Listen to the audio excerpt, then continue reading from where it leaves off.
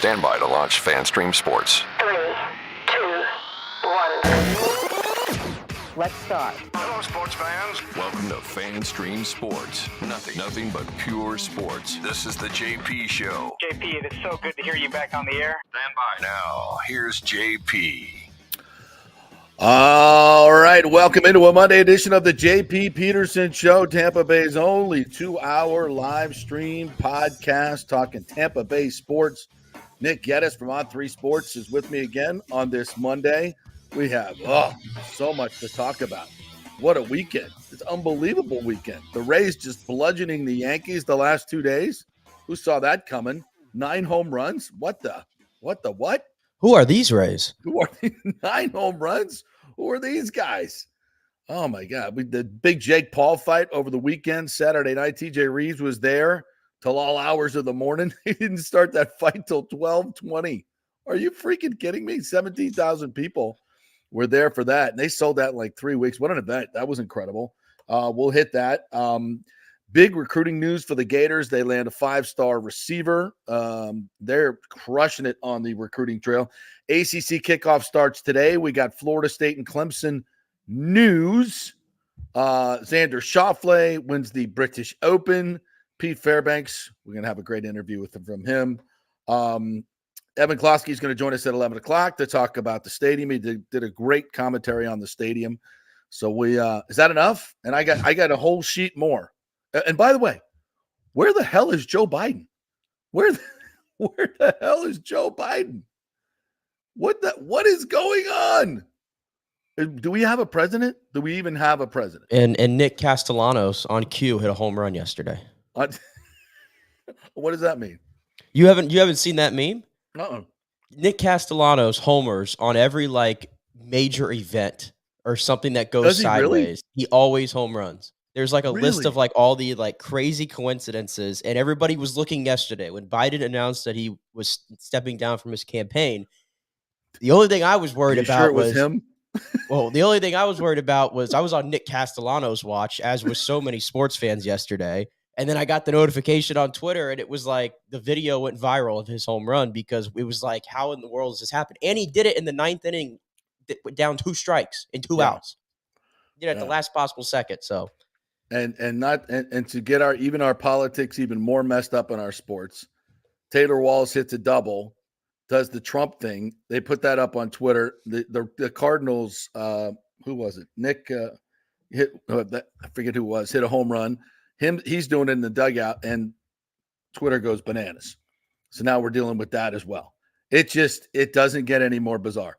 But I'm wait. So we got a handwritten note and a weird signature from he resigned. He says he's not running, and we don't even see him. No press conference, no nothing. As of this morning, nobody's seen him, heard from him. His X account went down. What? Where's Kamala Harris? What? Who's running the country? What is going on? Microsoft goes down. CrowdStrike goes down. Everything. Dude, what the hell is happening? People can't get on airplanes. People can't get their email. 911's not working. Jiminy Christmas. LeBron's the flag bearer now for the U.S. Olympic team. They almost get beat by South Sudan. Really? Not even North Sudan? They almost got beat by South Sudan, the U.S. Olympic basketball team. What the actual hell is going on, Nick Geddes? Can you please explain? I mean, hell, the flooring people told me they'd be done on Monday. They didn't finish till Friday. I mean, it's been a week over here in my world. Yeah, it's been we've had a week, haven't we? Yes, we've had a week. We've had a week. On top of all the sports stuff, clearly, which you know me, I'm trying to stay in my sports lane. But I know. When big topics like that come, do I set aside, and personally and look at that information and stuff? Of course I do. But sports is still a good escape from that stuff. So I mean, think about it, just in world in general. An assassination attempt on the leading presidential candidate and a former president, and all the questions that surround that now, which are just bizarre. The Secret Service won't even give up any information to the Congress Oversight Committee, which is meeting as we speak, by the way. Like, why are they not being transparent about any of this? So what the hell's going on with that? Then we have the convention. Then Biden says, I can't run. I'm not able, but I'm going to stay on as president. What the hell does that mean? What is that? So now we know what we got that. And now, how do we make sense of any of this? I don't know. You know what I do is I tuned in instead to watch the Rays beat up on the Yankees, which never gets old. It's my Did you see favorite. the F1 race? The F1? No, I don't watch F1. Never watch F1. I don't do F1. I heard there was some controversy though. Was there not? So in the name of what the hell's going on in the world? Yes. So Lando Norris is leading the F1 race. He only, he won St. Pete, right? Only I think it's the only F1 he's won. So he's leading the race because they had him pit first and his teammate Piastri pit second. So and Piastri was leading the race. So the team was like, okay, Lando, you got to let your teammate get in front of you because they're running 1-2 after Verstappen screwed up and knocked himself out of the race or got knocked out of the race. So they're running 1-2. And for like 60 laps, the team leader's like, Lando, you must let him pass, please. And then the communication keeps getting ramped up and like, listen, you cannot win as a solo or cannot win alone. You need the team. Please let him go by. So like on the last lap, he finally let him go by. So he literally let him go by and win the race, his teammate. Because the strategy and I don't pretend to know all the intricacies of because the strategy in the pit was to have him come first, and as a team, they're working as a team. So he let him win. And the other guys, yeah, I deserve the win. Bizarre. The whole world is freaking upside down. And the Rays hit 9 home runs in 2 days to bludgeon the Yankees. This had to have been the most fun I've had, and the Rays have been winning a lot lately. Okay. But this series had to been. I'm going to ignore Friday. Can I ignore Friday? It was the first game of the All-Star break. Can I ignore it? Just erase it. It's buried. Saturday and Sunday, 2 of the most fun games I've enjoyed watching the Rays play this season because the entertainment factor was turned up because when you hit home runs, it's fun. Yeah, it's a lot more fun. It's a lot more fun. This just in, and Randy Arozarena leading the way, by the way. What did he hit? 4 home runs this week or something like that? And he hit 2 on Saturday and 1 yesterday, so 3 home runs. Perfect time, by the way, with the trade deadline coming up for Randy Arozarena to get on a heater because I have a feeling, I don't think your opinion has changed as far as where the Rays should go in about a week and a half's time here, even though they're winning now. Mm-hmm. So, and there's all these reports out there, including the Yankees possibly being interested in some of the Rays stars. Which I want to talk about. Like, if you get a great package, do you trade Randy Arozarena to your chief rival? There is only one player in the Yankees system that I'm interested in, and I don't care who the player is going out. I would gladly accept it, and that is for Jason Dominguez. Their young 21-year-old slugger who got a cup of coffee in the majors last year. Great performance. I think he's had some injuries this year, but the upside on that kid is unreal. But that's the only player in the Yankee system that I'm interested in. So if I'm the Rays and they want Isaac Paredes or they want Pete Fairbanks or they want Randy Arozarena, I'm asking for Jason Dominguez, and I'm taking that ticket to MLB, and I'm going to be very happy about it. I agree. 100%. Because Randy's not going to be around here long term. And I don't think he's that transcendent a player. When he gets hot, I mean, obviously it looks great and it feels great. But I don't think he's obviously not going to be here long term. So what's the point? What's the point if you can get something that's going to be here long term in a season where you're not winning anything? And I'm sorry, you can get all excited about the last couple of days, but this, go back to Friday. That's all you got to do. And look at the rest of the season. This offense has been horrible. And yeah, they can get hot for a little bit. Any team can, but in the long term, no. Again, it's all about the future for me. And look at Taj Bradley, what he did. Oh, He just continues to be absolutely insane. The best. He's been he's his the best last pitcher in American League right now. Yeah, his last 8 games have been better than Paul Skeens. Yeah. Last 8 starts, the number's 49 innings, 58 strikeouts. The ERA is 0.92, and the whip is 0.94. That's the lowest ERA in all of baseball. Forget the American League. All of baseball over that stretch. He has just been, like, I said this over the weekend, like, he has truly been the biggest bright spot and the most important emergence, I'd say, of this season, because based on what we saw last year, I think we had some questions with Taj Bradley of how it relates to his future. We knew that he was going to have an adjustment period, but the way he's pitching right now, it's like you're almost salivating at 2025. And then I see things, Jeffrey Springs, it's like any moment now we're going to see him. Oh, by the way, Drew Rasmussen just had his first appearance, I think, yesterday in Durham, and he's touching 99. I know. Touching 99 after multiple Tommy John surgeries. So that's a good development. Like, I'm full steam ahead. Like, whatever the Rays do in 2024 is fine. If they find a way to win, like 82 games, I think they're probably going to find themselves winning somewhere between 80 and 85 games, if I had to guess. Don't think it's going to be enough to make the wild card, but they'll be there. And then it's going to be full steam ahead, looking ahead to 2025. That's where I'm at with the team. But I also am pleased that the product has been a lot better for the Rays lately. Yes, it has been. It's and it's the usual suspects. By the way, we haven't even mentioned this. What's up with Yandy Diaz? Put on the restricted list because of family issues. Kevin Cash said he just didn't want to go into it. We totally respect his privacy on all of this. But again, where is Yandy Diaz? And they just had their 2 best offensive, well, I would say 2 best, but 2 really good offensive games. And Siri yesterday. Does anybody pimp it better than Jose Siri?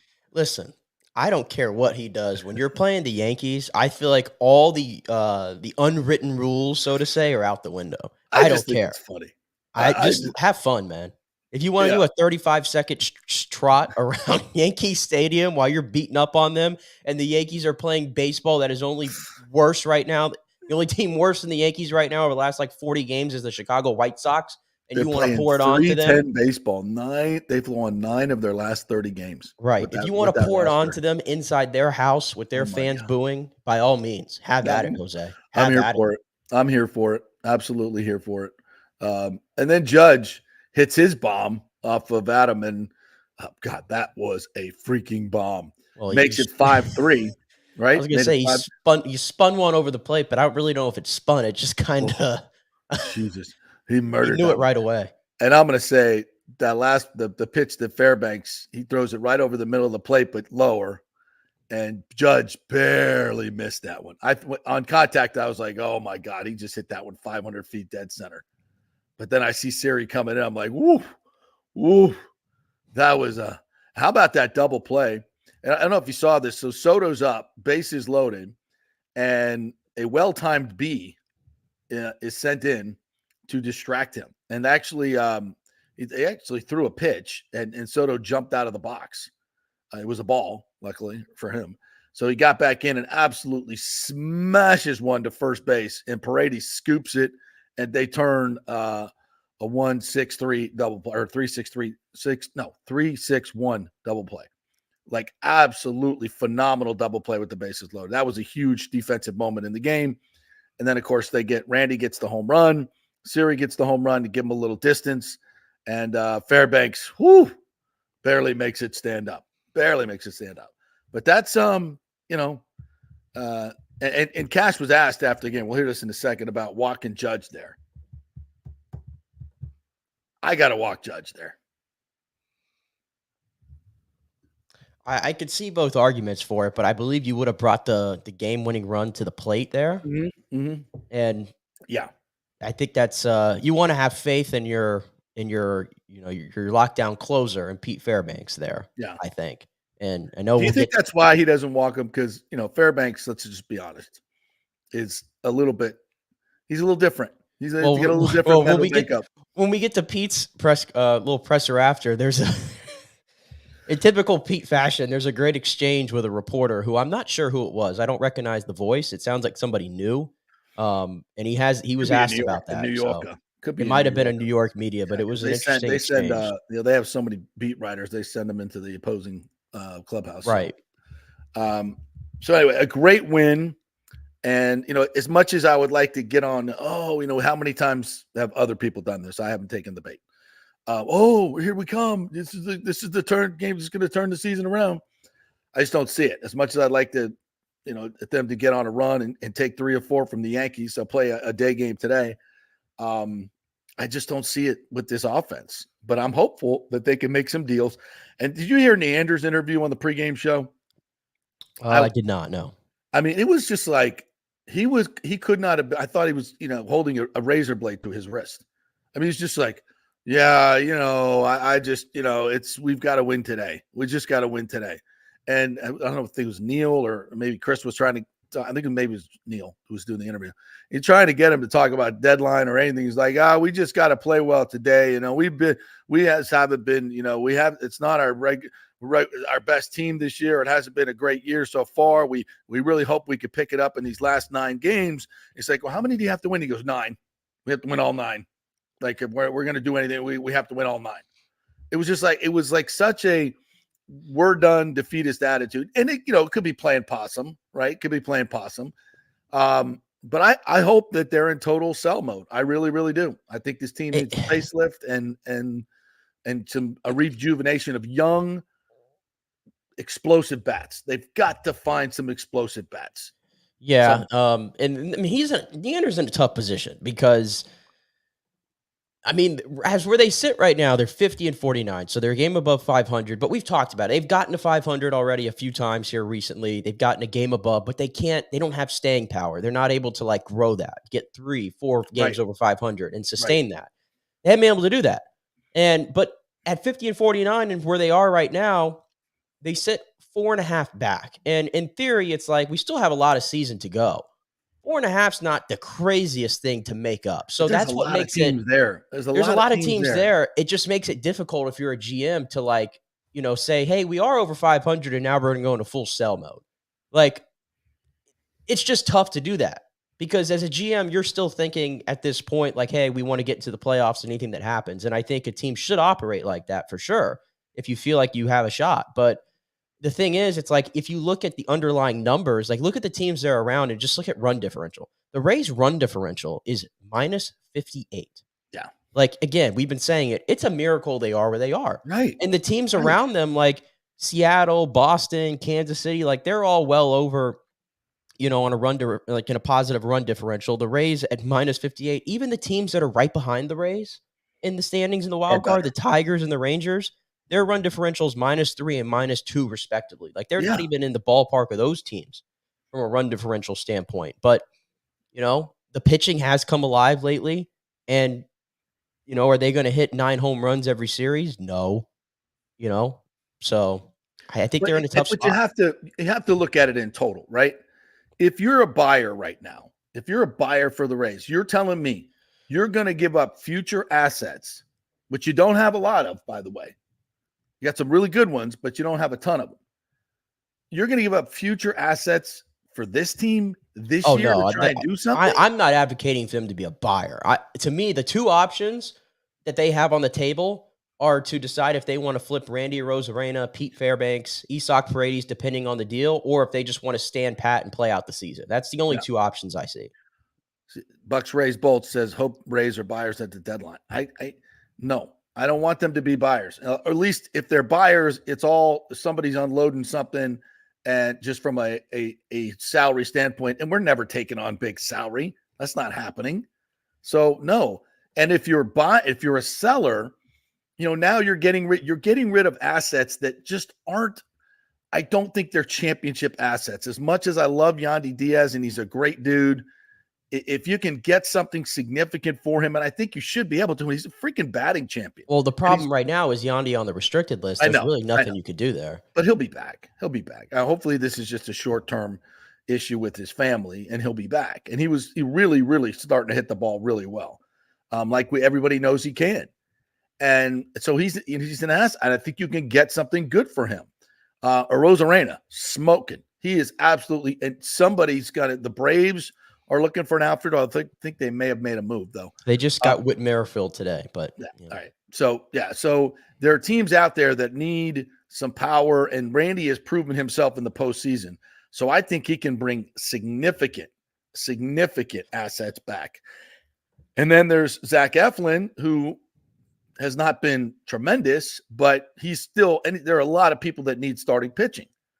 And he's absolutely a guy that you've got to trade before you're going to keep him for that salary. And the thing is, it's like even on his performance, because the Rays have an overabundance of pitchers for next year. And again, big picture here, we're looking at 2025. Right, exactly. Where would Zach Eflin even slot in to a rotation next year? Because you have to figure, Shane McClanahan's coming back. He's going to be your top of the rotation guy. Taj Bradley is right behind him. Jeffrey Springs is right behind him. Mm-hmm. Ryan Pepio is right behind him. Yep. Shane Baz has a chance here if he can stay healthy for the rest of the season. I know he didn't have the greatest outing yesterday. He had some trouble, took it out of the game early. He's going to be a factor there. You still have Littell in the mix. Mm-hmm. Drew Rasmussen. Yeah. I've said before, is that the kind of guy, because there's such a logjam and he's had these injuries, do you throw him in the bullpen? I do. Especially if you trade Fairbanks and you kind of need somebody who can replace him back there. Do you give Rasmussen a look in the bullpen maybe? And you solve that He's way? hit 99. He doesn't have to, go for long distance. Yeah, absolutely. Right. So he was a reliever, right? And he was a reliever originally. The Rays converted him to a pitcher, but I think there's an argument to be made to switch him back. So when you do the numbers game like that, I don't see where Zach Eflin sort of fits, especially at the salary he's going to make next year. And it'd be one thing if Zach Eflin was pitching up to that salary, but I think we would agree he hasn't been doing that this year. Yeah. Rick says, love this. Sell Rays, sell Motimus, sell. Pitching staff will be loaded next year. I saw Sugar Shane last week. He looks great. He's already throwing. Let the new owner build on that. I mean, Stu. Sigh. Yeah, wouldn't that be awesome? That would be fantastic. It's too good of an opportunity right now. This offense is going nowhere. They need a facelift. They need a little rejuvenation. This is perfect. So Eric Neander, go out, work your magic. But I need some major league ready talent. Guys that are just knocking on the door, that are good hitters, hopefully power hitters, which you can, when you're giving up a Randy Arozarena to the Yankees or whomever, you better get something big in return. A guy that's ready to impact at the major league level, not a single A, not a double A, a guy that's knocking on the door and is ready to produce in the major leagues. And I think you can get a few of those guys. And I think they're in fact, I'm buoyed by this. And I can see if everything goes right. And we're going to talk to Evan Closkey about the new stadium. He's very optimistic about the outlook, and I'm trying to get there. So I want him to talk me into it. So you got the new stadium on the way, and you probably have new ownership on the way. I'm convinced of that, and I'm convinced of it. So you could be in a situation where you got a new stadium on the way. You have new owners come in that hopefully have very deep pockets. They should, and they're willing to spend. And now you go out and get a nice cache of good young players, especially offensively, a couple of young stars, and then you add that to this pitching staff, and then a new owner who's willing to go out and buy a couple of pieces as well. Wow. In my world, that is a home run grand slam. And I don't think that's crazy. I don't think that's crazy at all. Now, if you start, trying to buy and scratch through this season and then you give away some assets, hell to the no. No. Yeah, you are in perfect position to start anew with a new owner, new outlook, new everything. Get some good young players here in the mix. And this team could be really ready to go. Yeah, and think about too who you already have in the pipeline, because we've talked about the Rays need those impact bats, and this is the part that has to get you excited. Is you already have what I would call 3 guys in the minors right now, who for the future you're looking at, and hopefully they all. I mean, it'd be nice if all 3 of them panned out clearly. Right. But start with Junior Caminero, which I'm hopeful. He just came back off the AAA injured list. I'm hopeful at some point in August, he's got to get up here. He's got to get up here. We got to see it. We got to get him major league at bats and get him ready for 2025 for him to be your opening day, wherever position you want to put him at. And then Carson Williams, to me, the way he's played this year, I know he hasn't played AAA level yet, but he's the kind of guy you fast track. Yeah. He's the kind of guy you fast track and Great you athlete. get him ready for Yep. hopefully him to take over at shortstop. Yep. And you move on. And then Xavier Isaac, he's going to obviously take probably another year at least, probably to go through the minor league system, but you already have the foundation. He's the there. number one. He's the number one first baseman prospect in Major League Baseball. Yeah, and a great power hitter, which from the lefty side, which the Rays desperately need. So like you already have a nucleus sort of forming in the system right now, and you're hoping to sort of just continue to add to that, because from the pitching standpoint, maybe you don't have the arms necessarily like in the minors like you used to, but you don't need that anymore because you have them right here now, right. and they're performing. Right. And hopefully, you get a new ownership in there, will actually sign guys like Shane McClanahan long-term and Taj Bradley. So you got a real opportunity in a year from now to be looking at a completely different team on a completely different outlook. And wow, that would be amazing. I think the Rays are not that far off, and you could be, they could be moving into that stadium with Xavier Isaac at first, Caminero at third, and Carson Williams at shortstop. Yeah, and hell, even the whole argument about, let's say if they keep Paredes and they don't trade him, and he's the one player that I would require a pretty big haul to move on from it to this point. But with Yandy going down right now on the restricted list, it has opened up an opportunity to see what you have with Isaac Paredes over at first base. And he made some quality plays, I thought. Tough double plays that he started. He's a good defensive player. He's a third baseman. He's got a great glove. There's no reason he can't become a really good first baseman. Yeah, that was my point. It's like, I'd hate to hey, we have to trade Isaac Paredes because we have to make room for Junior Caminero. Like, in my opinion, it's like when you have an all-star player like Paredes. No. That's why you tried Yandy Diaz. Yeah, it's like when you have an all-star player like Paredes who's 25 years old and he's hit 30 home runs, he's proven it, drove in 100 RBIs last year. Like, I would find a way to figure out how to make 100%. all of that work together. 100%. All right, let's get to Pete Fairbanks, huh? Shall we? I need a Pete Fairbanks interview for my Monday morning. Got my coffee, Rays win, and now give me a little Pete Fairbanks philosophy. Let's go. The Yankees made things interesting in there in the ninth. How were you able to settle in and make a couple of big pitches through the toughest part of their lineup? Yeah, I'm just trying to execute every time, right? I'm just trying to attack the zone, and it sounds kind of boring and repetitive, but that's what I got on my little note card, and it's something that I try and internalize as much as I can, that the only way to be successful is throw the ball to the plate. Obviously, where's the headband? Felt like I threw the ball close to the plate, maybe not as over the plate as I would have liked, but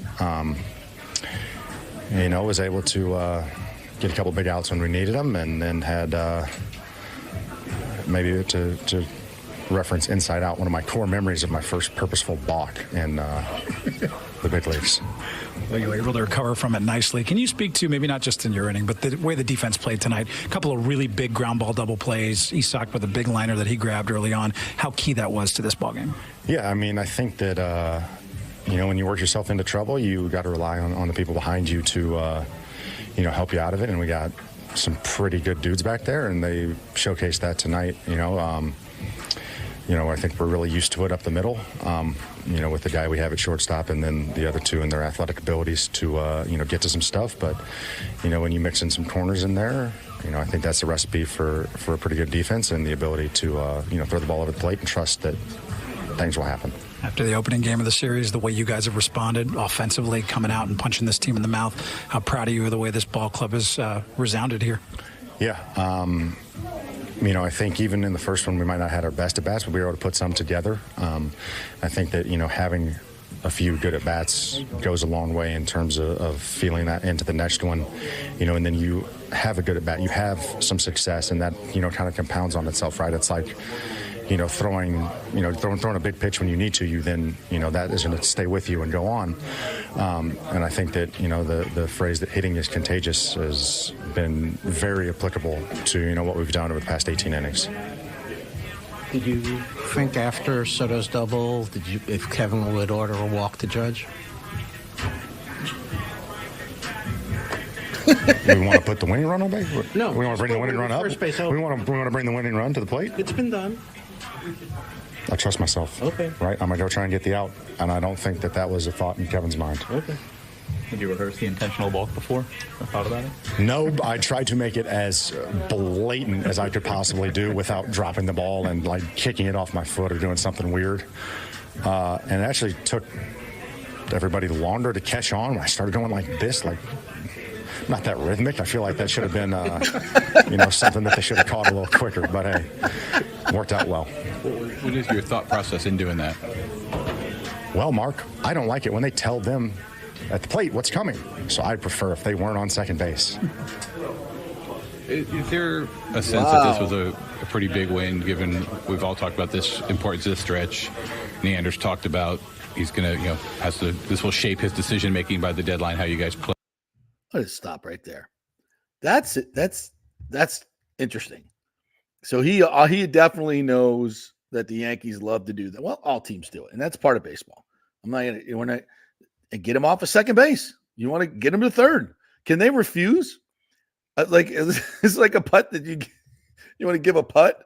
Like, no, I want to putt it for my teammate, so he can see the line. No, you got to pick it up. You got to pick it up. Once the putt is given, you got to pick it up. Can the guy at second base go, no, I don't want to go to third? No, they can't.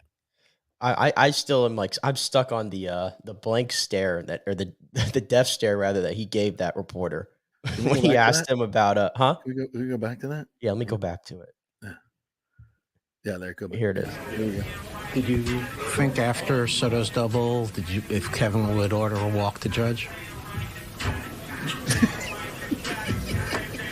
We want to put the winning run on there? No. We want to bring the winning run up? First base We want to bring the winning run to the plate? It's been done. It's definitely. I trust myself. Okay. Right? I'm going to go try and get the out. And I don't think that was a thought in Kevin's mind. So my theory was correct. Like, Kevin Cash is not going to, even though it makes good baseball sense, as the reporter, and I can't believe nobody else asked it. It makes good baseball sense. He's freaking Aaron Judge. You do not want to pitch to Aaron Judge. Look what he just did to a baseball an inning ago. He's been hot. Hello. But the problem is, you're going to walk out there and tell Pete Fairbanks you're going to walk Aaron Judge. Yeah, well, I don't think that would have flew. No, you're not. Because that's what he would have looked at Cash like he looked at that reporter. You want to put a winning run on? What? No. And let's be honest. Not much. He missed it by that much. Mm-hmm. Or that ball is deep into the seats and we got a tie ball game. Or no. Yeah. Part of me just wants to make Pete Fairbanks untouchable because I can't have these post game interviews go away. Oh, we can't. No, we can't trade him just for that. I just can't. Even if it makes business sense, I just can't. I need these. No.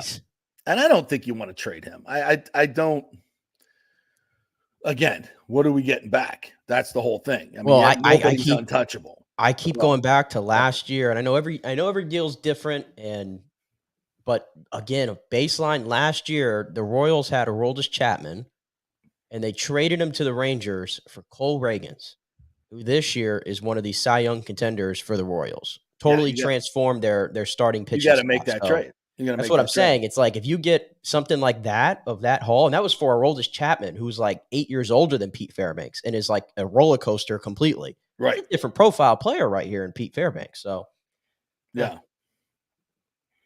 No, and that's what I'm saying. And nobody's untouchable.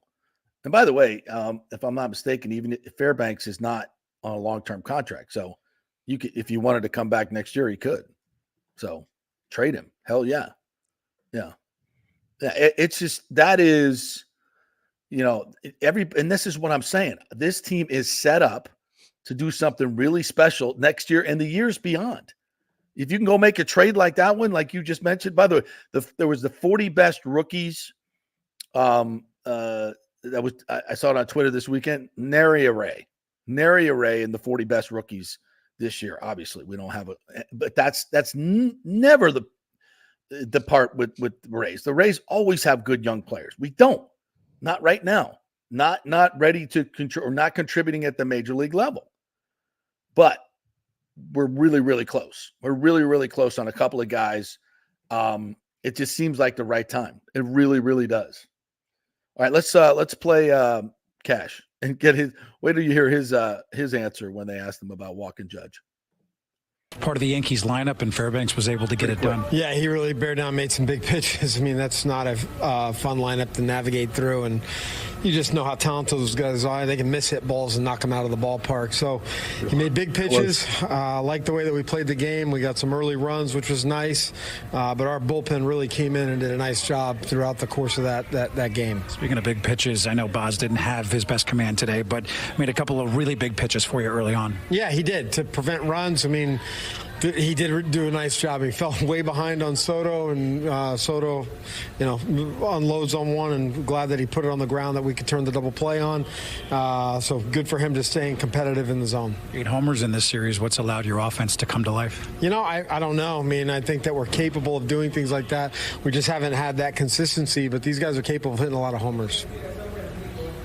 Jason had the little bit of a rough inning in the 7th, but then you get the huge double play there. How big was that? Huge. I mean, it seemed like every time Kyle went out, gave a little bit of a message, the pitchers really locked it in and made those big pitches. I mean, that was a tough double play for Palacios and Walls. But Jason, he's been there long enough, done it long enough to where you're going to give up some homers, certainly to Aaron Judge. You got to turn the page and get back on the next batter. With the bullpen, it's a pretty big spot for Uceta, right? Might not have a ton of experience pitching in the late innings like he's in AAA, but I mean, a little different animal when you're doing it at Yankee Stadium for sure. But he's pretty cool out there. Seems unfazed by a lot in the innings that we've seen. So felt like he was the right guy, and he came in through strikes, got his breaking ball and changeup going, and 3 big outs. After Siri's slow home run trot and he came to the dugout, it looked like you might have said something to him there. No, I didn't say anything to him. It's a good swing. Yeah, no. I know he's trying to stir the pot. Logic that is guy. not to put the tying run on base, but when it's Aaron Judge, is that the thought process at all? No. And just you're able to get the last 2 games, have an opportunity to win yet another series tomorrow. How happy are you with the way your guys have responded?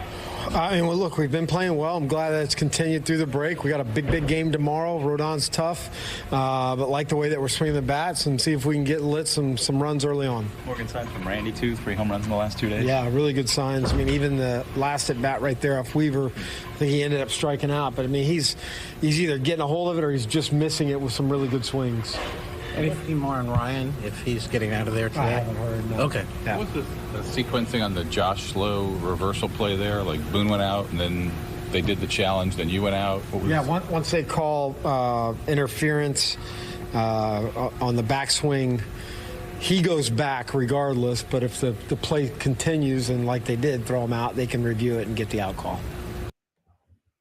All right, that's good to know. That was kind of a weird sequence. So he's like, he wasn't even thinking about it. And again, we're having a whole different conversation here if that ball goes out of the park. Right. And it was, and it was pretty damn close. It was pretty damn close. That's life as an MLB manager right there. Is every decision you make, and it's all about the outcome, and that dictates the reaction afterwards. Because like you said, if Aaron Judge goes yard, completely different discussion. Everybody's screaming, but they got the out and they got the win. So yeah, that was a fun game, a very entertaining game. Finally, to see. All right, we'll take a break and we'll come back on the other side to talk a little football. And Evan Closkey is going to join us at 11 o'clock. TJ Rives at 11:30 to talk about the big fight this weekend. So big thanks to the Jeeves Law Group, JEEVESLawgroup.com. If you have any legal issues whatsoever, Scott Jeeves is your man. He's kept us informed about the FSU Clemson thing, and we got news on that. We'll get to that when we come back. But if you have any legal questions whatsoever, get a free case evaluation at JeevesLawGroup.com. Great folks, really support our local projects here. They sponsored our show from the Shaquem and Shaquille Griffin football camp the other day. So they support all these local groups. So support them. The Jeeves Law Group, JEEVESLawgroup.com, and Bay Area Modern Medical Center, BAMMC.com. Get your testosterone right, get your nutrition right, your workouts, everything. Get a personalized health plan from Bay Area Modern Medical Center. Back in 3 with some football talk. Stay with us.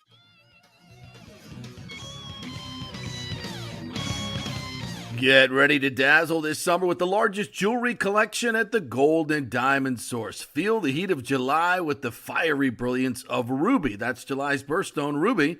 Well, that's my birthstone. I'll take one. It's perfect for adding a touch of luxury to your summer style. Embrace the unique beauty and significance of July's gemstone for any occasion, from beach parties to evening soirees, and mark a special 15th anniversary with a stunning ruby, the traditional gem of this very important milestone. And take advantage of our exclusive offer, 5 years of interest-free financing. That means you can own a $5,000 ring or watch or anything and pay only $83 a month with zero interest. And when you shop online, you can enjoy a special summer discount of 15% off July's birthstone. Make this summer unforgettable by visiting the Golden Diamond Source and finding the perfect piece to shine in the sun. It's the Golden Diamond Source, 3800 Omerton Road, always online at thegoldendiamondsource.com. As we head into summer and hurricane season, you must make sure that your home is fully insured. Over 40% of people in Florida are not fully insured because property rates have gone up lately. Your home is worth more, so it needs to be insured. Call the great folks at Italiano Insurance, 813-877-7799 to make sure you're fully insured. And also, you might just save some money. There are new companies coming into the state all the time. In fact, we just shopped our homeowners insurance, and I'm telling you folks, we saved over $550 because Charity, the great customer service at Italiano Insurance, did all the work and found us a better company and a cheaper company. She'll do the same for you. 813-877-7799. Do something about these high rates. Shop them around. Could save you lots of money. It's Italiano Insurance. Been doing business here locally for over 60 years.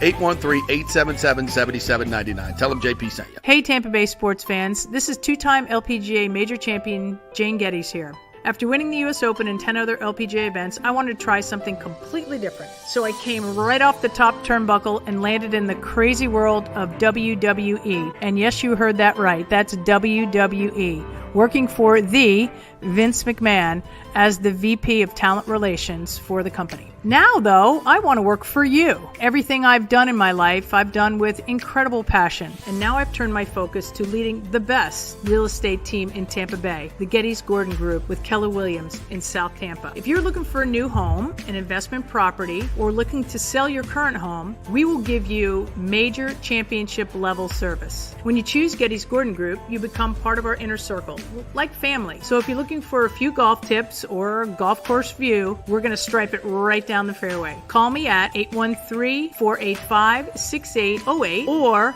go to gettysgordongroup.com, or again, give me a ring at 813-485-6808. JP here for TryHydrateHeroes.com. That's our new website where you can get a free 3-pack of the great Hydrate Heroes electrolyte hydration drink, all for free. Just go to TryHydrateHeroes.com. We'll send you a 3-pack. While you're there, go ahead and buy the 30-pack for just $29.99. Special going on, less than $1 a serving. For all the good stuff, none of the bad stuff. Folks, a lot of these hydration drinks have tons of sugar, tons of calories.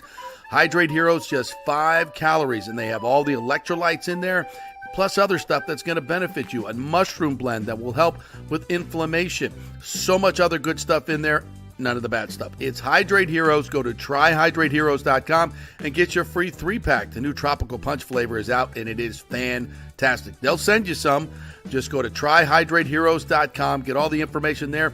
Pick up a 30-pack as well. TryHydrateHeroes.com. All the good stuff, none of the bad stuff. JP here for Third Generation AC and Plumbing. And Third Generation really says it all, folks. The owner, my friend John Rodriguez, has been in the AC and plumbing business since 1995. They built their business on honest assessments and doing great work on time for a great price. Simple, right? Did you know many AC techs are incentivized on big commissions to sell new AC units, and you might just need a drain cleared? So if you want someone you can trust, that's John Rodriguez and Third Generation Services. Check out the 5-star Google reviews.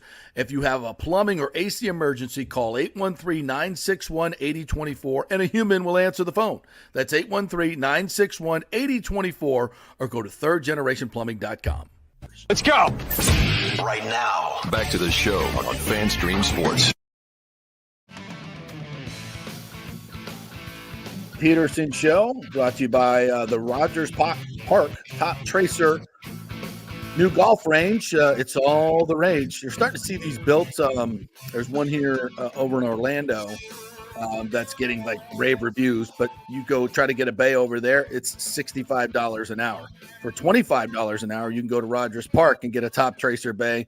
They have all the food and drinks there. They got an outdoor bar there, big fans going, so it's covered, so it's nice and comfortable. We showed you some of the video. You can see it on our page. So check it out. It's the Rogers Park Top Tracer Golf Range. Fantastic place to go hang out. You can do St. Andrews, Pebble Beach, all the different courses that you can play with the Top Tracer technology. Plus, you can get all the feedback on your shots, how far they're going. It's really, really cool. Just go to rogersparkgolf.net, rogersparkgolf.net, and get a reservation and go out and have some fun. Tell them JP sent you. Have you seen the video of the Rogers Park thing?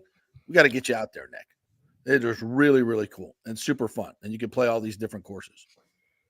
So, yeah, I saw we put the demo up, I believe, what was it, last Monday show of you hitting it at St. Andrews, I think. So Yes. Yeah. So really, really fun. And I'm probably going to go out there at some point this week, get a group to go out there. So if you're available, come on out and try your luck. We'll play Pebble Beach if you've not played it.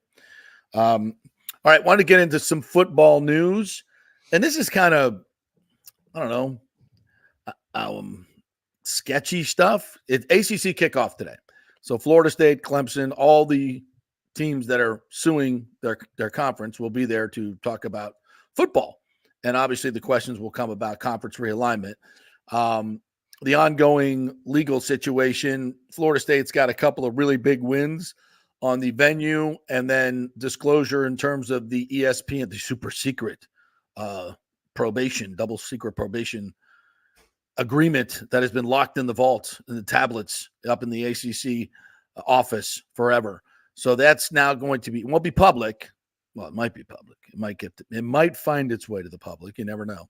But it's supposed to be kept secret. But at least FSU and the other members of the conference who are suing, Clemson, will be able to get a look at it, and the court will be able to get a look at it as well. So we'll probably glean some information on that. So those were two big wins for FSU. Does it lead to a settlement? Legal minds believe it will. That's what Scott Jeeves told us, and we'll get him on the show to talk a little bit more about that, hopefully this week. He's been very busy. So I think, and I still believe, that FSU is going to, by August 15th, give ACC notice. But this morning, Pete Thamel reporting that this will not happen. It's not expected to happen, right? Is that what the tweet said? Yeah, not expected to happen by the August 15th deadline, which would be when you have to get it into leave for 2025, 2026. Right. Which is why I think they're going to get it in, because I think they feel like, and maybe, this is kind of they've got to try to read the legal tea leaves here. Is the ACC going to settle? Are they going to settle within the next year? If they believe that's going to happen, then they want to be able to notify them. It would be a bit of a gamble, but I think given the aggressive nature of Michael Alford, their athletic director, and their board of trustees at Florida State, it would seem to me to follow that they would want to be aggressive in their timeline. And I think the Big Ten, and again, I know there were a lot of reports last week that the Big 12 there's no place for FSU to go except the Big 12. I don't believe that. The Big Ten said the same thing, and the SEC said the same thing at their meetings before they added Oklahoma and Texas. The Big Ten said the same thing before they added the Pac-12 teams. So they're not going to publicly come out and claim, "Oh yeah, we're going after Florida State and Clemson." And there was the because last week was the SEC meetings too, and you had Sankey, who's they're focused on the 16 they have and whatnot, and realistically, what's he going to say?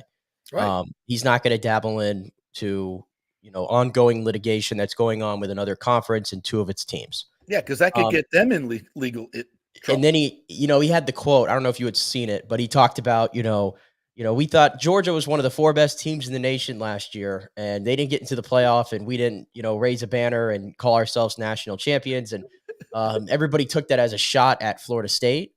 And UCF. It's definitely a shot at UCF. That's but they caught a stray there. Clearly, they did.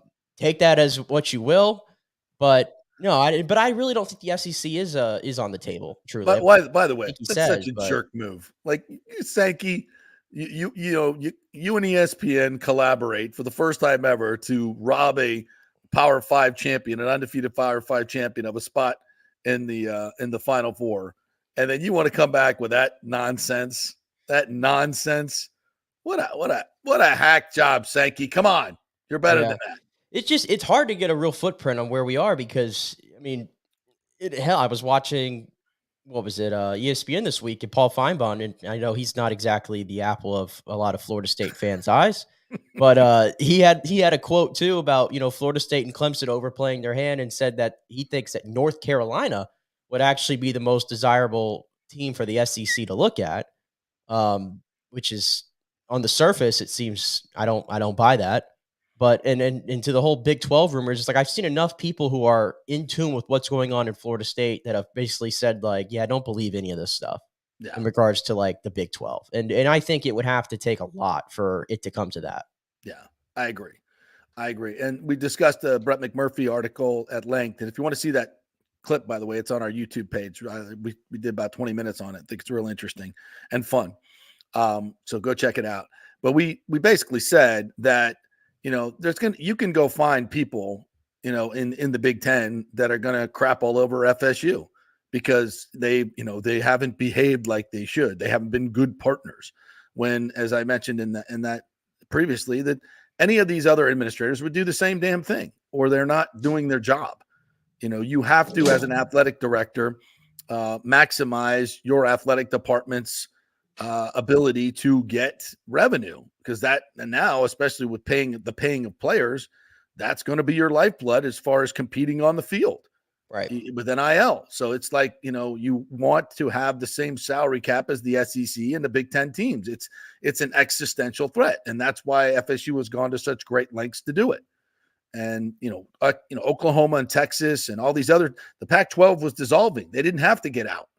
So FSU was the only one, in Clemson and North Carolina, Miami are the only ones that are indentured to this ridiculous contract till 2036. Yeah. And the way I ultimately see this, and it's going to be interesting, by the way, to see what Jim Phillips, because Jim Phillips is probably going to be bombarded with questions about this stuff later today or tomorrow, whenever he speaks. But no, the way I see this playing out is somehow, some way, Clemson and Florida State will exit together to the Big Ten. And then I actually see the Miamis of the world, the Louisvilles of the world, the North Carolinas, and some of those other schools in the ACC. I see those schools actually all migrating to the Big 12 then. Because I do think the Big 12 wants to expand. And I think the Big 12, if they have to go all the way to 24 teams, I think they're okay with that, to be honest with you. Yeah. And I think you'll see those schools filter into the Big 12. And then I think you'll see, how do you bring it back here to locally? I think that's where you see USF get steps up to the plate then and probably gets the ACC, Memphis's of the world, some of the better group of 5 teams. And then the ACC is going to be what it is. Yeah. Will the ACC at that point, the playoff is probably going to continue to change year in and year out as they see how this goes. I would agree. I have to imagine if that scenario that I just said plays out, I don't know if it's possible that the ACC is going to remain having its automatic bid in the playoff. Yeah, well, the way the playoffs set up right now, they get an automatic bid. But they get the automatic bid. But I'm saying if all those schools exit and then it's like USF and Memphis, with 12 teams, they're gonna keep it. They have to. They have to. Otherwise, you're gonna have some antitrust issues and some other things come up. So I think you have to. I think the Big 12. I think the ACC will continue to get their conference champions in. The Big 12. Obviously the other 2 conferences, FCC and the Big 10. Who am I forgetting? There's nobody else anymore. Right? There is nobody else that matter. Yeah. You're going to have the one group of 5 automatic bid. Right, the group of 5 automatic bid. So there's still plenty of room for that. I think that still has to remain. So look, it's all going to play out. I still think FSU is going to stay on an aggressive timeline. I could be wrong, but they have to. I think that's going to be judged by how confident they are in their case. Yeah. At the end of the day, FSU and Clemson are not going to stand, as I read it here, to make $13 million off of their current TV deal all the way for the next 12 years, while the SEC and Big Ten rakes in $21 million more than them. That's just I don't not think it's happen. 13. I think it's 40. I think. Well, no, from their TV revenue, they receive 17%, which is roughly $13 million per institution. In the ACC? Mm-hmm. No, it's more than that. It's more than that. I don't know. I think it's more like. Oh no, my bad. I read that wrong. That's for the college football playoff agreement. Right. Yeah. From the TV revenue, you're right. It's $39.4 million. No. But from this whole college football playoff agreement, $21 million more go annually to the Big Ten and the SEC schools. The ACC gets only $13 million. Yeah. So there's a large disparity in all of these particular payouts, and that's why FSU has to do what FSU needs to do. And I still believe that, money talks, and people want to talk about North Carolina and FSU. Look, FSU's media rights are worth double of North Carolina's and tenfold of USF's. And I know people are talking about USF getting into the Big Ten because of their AAU designation. And I hope that happens. I don't think the Big Ten's going to expand that much. I think it's more likely that they move to the ACC, which is still a great step up. It's a great step up, and the ACC would be lucky to have them. I think also the USF could move to the Big 12. I think that could easily happen. But either way, I think they're moving up to one of those. If we could say P4, what do you have? P2 and then P2A. I don't know what the hell we're going to call it. Well, listen, I solved this whole issue in about a few hours' time earlier this week when I turned on the old game that I told you about, College Football 25, which is fantastic. Yeah. And after you play one season of Dynasty mode, you get to the next year, guess what you can do? You can make custom conferences. So you know what I did? I hit the X button on Florida State's logo. I hit the X button on Clemson's logo, and I shifted them over to the Big Ten. I hit submit, and it was done. I solved it all, JP, in about 3 hours' time. Well, with AI, everything's going to be, controlled by computers anyway. So we might as well just go ahead and do it. Did you see the simulations as far as who's going to win the national championship? Oregon had the most. Yeah. Can't confirm they are a cheat code in the game, too. So it's not really surprising. What do you mean they're a cheat code? I have no idea what. Well, I mean, certain players have like these overalls and everything, and it's just they have so many. They're loaded all over the place, and then when you do this dynasty mode and you're recruiting, it's easy to recruit the players to Oregon. It's all without getting into the weeds. They're just one of the easier teams to have sustained success in that game. Yeah, Florida State did not do well in the simulations. No, I think we're like 13th or 14th overall in terms of how many playoff wins. I'm very bullish on FSU. I think they're going to be better than people expect them to be. I think DJ is going to do really, really well. They've got a lot of new speed on their team. They've recruited very, very well. DJ Lundy is back at linebacker. That was a huge get to get him back. He'll be representing FSU at the ACC days. Yeah, along with Patrick Payton and Darius Washington. And I even like the what was it? DJU put the statement out last week, and originally I thought he was transferring. When you put out one of those big long statements on a graphic, it's like, oh, is he transferring? What's going on? But no, I thought it was pretty honorable. He said that he was not going to go to the meetings as a representative for FSU because he didn't feel it was right because he wasn't a part of that team last year. And he wanted the representatives to be the guys who did what they did last year to get their shine. So that's why you have Patrick Payton, Darius Washington, and Joshua Farmer there. So off to a good start already there. Yeah. Strong team move. All right, let's take a break. When we come back, Evan Closkey is going to join us. We're going to talk about the outfall from the stadium. Thought he did a really, really good commentary on that. Almost got me on his side. Almost. Or maybe he has. We'll discuss. We'll discuss when we come back. We're brought to you by the great folks at the Golden Diamond Source. It's July, my birth month, and my birthstone is Ruby Red. You got to love Ruby Red.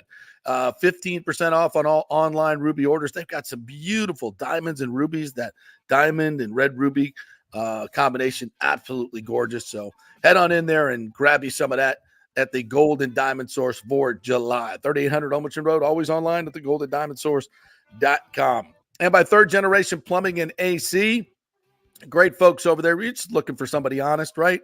Looking for somebody honest. And that's what you'll find at Third Generation. Go to thirdgenerationplumbing.com and you can get their numbers and their contact information there. Tell them JP sent you. And if your AC goes out, go with the folks that are going to give you the right price, going to be there on time, and give you great work that you can trust. Third Generation. plumbing.com. Back in 3. Stay with us. JP here for the Jeeves Law Group and my man Scott Jeeves, who lives right here and has long been a highly respected member of our community. He's a proud sponsor of the Tampa Riverwalk. Jeeves Law Group is also a proud sponsor of our Grand Central District in St. Pete and has neighborhood events throughout the year. He has an office on Central Avenue in St. Pete and one on South Howard in Tampa. You can't get more local than that. So when you need an attorney, are you going to hire some huge firm that advertises all over the state or the one that supports your favorite sports show? It's the Jeeves Law Group. We're local, we're trusted, and we get results. For personal injury and personal attention, call us for a free case evaluation. That's 8889-JEEVES. That's 8889-JEEVES. All right, this is for all you guys who don't want to go to the gym and do 5,000 crunches. At Bay Area Modern Medical Center, you can get on the new True Body machine where you can reduce fat and tone up your muscle. It's like doing 54,000 crunches in just 15 minutes. Define your body as you see fit. True Body offers personalized muscle stimulation that delivers the equivalent of those 54,000 crunches in just 15 minutes. Just get in touch with them at Bay Area Modern Medical Center, BAMMC.com. Chris Lugo and the team over there will set you up on True Body and get amazing results. Non-invasive with comfortable and little to no pain and zero downtime. You can isolate and target those areas that you want to improve and treat multiple areas simultaneously. It's an amazing machine, so check it out at Bay Area Modern Medical Center, BAMMC.com. JP here to ask the question, are you planning an event, meeting, or conference? If so, you'll want to call the designers and production professionals at Extravaganza Productions Incorporated. With over 35 years of experience in the events industry, designing and producing every type of small to large event, they can provide a huge resource for design ideas, audio, visual, sound, lighting, decor, and entertainment to turn your event into an incredible experience for the entire audience. Folks, I've worked up close and personal with this group at many national events and Tampa events, and they have unique capabilities that help you save time and money in the planning and execution of your next event. Don't delay. Call these pros today at 813-621-4700 or check out their website at extravaganzaproductions.com. Tell them JP sent you and they'll provide a free initial consultation for your event. Extravaganza Productions, the best in the business. Golfers, listen up. The hottest new driving range craze has come to Rogers Park in Tampa. The Top Tracer range is now open 10 to 9 p.m. And just like you see on TV, every shot is tracked for yardage and accuracy, giving you immediate feedback. And best of all, you can virtually play the top courses like Pebble Beach or St. Andrews with your buddies. Plus, great food and drink options available in the well-appointed hitting bays. Very comfortable out there. Reservations highly recommended, starting at $25 per hour, including balls. Reserve at RogersParkGolf.net. That's RogersParkGolf.net. See you there. Let's go. Right now, back to the show on FanStream Sports. All right, welcome back to the JP Peterson Show here on this Monday as we roll through. What a big week it has been. Some major stories in the world of politics and, of course, sports here with the stadium as well, getting the first big approval vote from the St. Pete City Council. And to join us with more on that, our good friend Evan Closkey from Tampa Bay 10. What's up, Evan? How are you, my friend? I'm doing well. How are you? Good. Very much enjoyed your commentary on the stadium. I mean, you almost swayed me over being all positive and rainbows and lollipops about this thing. You were that close. Maybe you'll put me over the top today, but I really did appreciate the positiveness and as you said in your piece, you know, the debate whether this is a good deal or a bad deal can kind of wait for another day. Mm-hmm. The fact that they're most likely staying here in St. Petersburg. It's great to have a Major League Baseball team in our area. There's no question about that, and hopefully that is the main message here. Correct?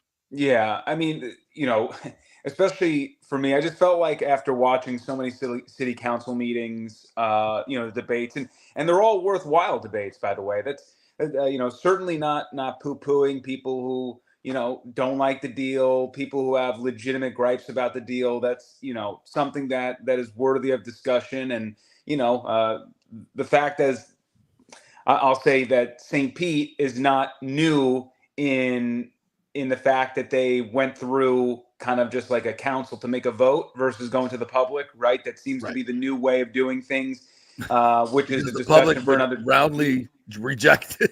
Yeah, I mean, the fact is like there's essentially like a 60-something% rejection rate from the public on votes like this. So now there's certainly a new way of going about it to try to make it happen.